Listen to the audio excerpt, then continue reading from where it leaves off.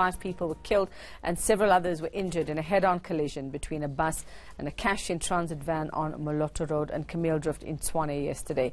Moloto Road, considered to be one of the country's most dangerous roads, is one of the busiest and most important economic routes linking Mpumalanga with Limpopo and Gauteng. So are there any plans to make the stretch of roads safer for road users? Well, our reporter Liranzu Temba is out and about for us on that stretch of road this morning. Liranzu, a very good morning to you. And I'd just like to know, and I know that details are very sketchy about the accident that happened, but just driving in, getting to the spot where you are this morning, did you see any signs of the tragedy that happened there yesterday? Well, one thing I can tell you, Veka, is the fact that the driving here is actually quite shocking. Just driving at the break of dawn and making our way to the spot where I'm at, which is just a couple of meters really from the Kameeldrift police station.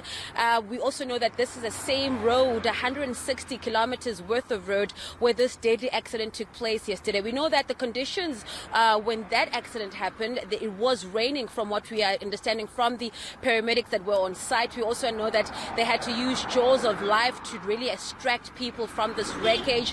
But more concerning is the fact that this was a head-on collision.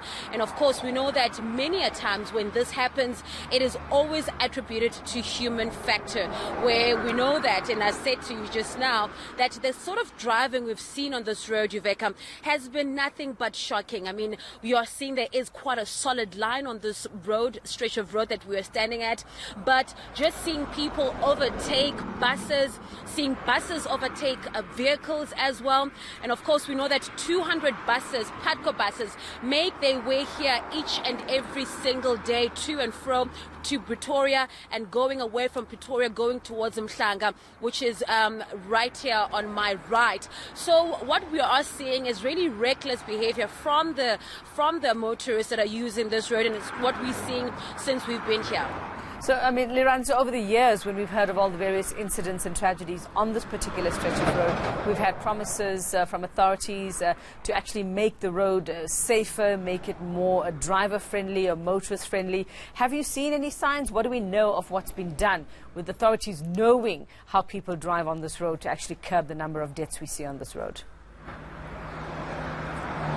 Well, I think just to give you a bit of context, this was a journey that started off in 2014 when there was a feasibility study that was conducted, and at that time it was the then Minister Adibuo Peters of Transport who basically made sure that this road gets attended to because of all these accidents that happened. I mean, in 2006, 30 people lost their lives here, Yuveka, when 2 buses collided. So it was a journey that started in 2014, but up to this date, Yuveka, there is no deal that has been on place. We know that the then President Jacob Zuma signed a memorandum of understanding with a Chinese consortium construction company, but we understand, though, with the latest reports that no deal is in place just as yet. They're still looking for a funding model to do this. But we also know that with the former Minister of Transport, Musangwai, who has implemented a phase 1 of just trying to get signs like this one just above of me, these signs to be constructed, and of course to make sure that the road is clearly earmarked and clearly painted so that people could actually see that this is a high accident zone. And of course such signs, Yuveka, are literally littered all over this road. And this shows that there is initiative to try and, caution a motorist to make sure that they conduct themselves orderly. However, this has not stopped the carnage on this road. We're still waiting for the all-important Moloto rail corridor, which was promised, as I said, a feasibility was conducted in 2014. But as we know, as things stand right now, there has not been a deal in sight. Well, I see that there's a sign for a police station, I think, behind you there, Liranzu. And I just want to know, just from what you've seen or what you know, has there been any visible policing of this stretch of road, especially after yesterday's accident? Have you seen signs of any authorities on the road after that tragedy yesterday? Well, when it comes to traffic officials, no, not at all. But we did just see one SAPS van that was just making its way out of the police station going towards my left. So we haven't seen any visible policing. What we are planning on doing as well, because when we arrived here, it was quite dark. And of course, this road is unsafe.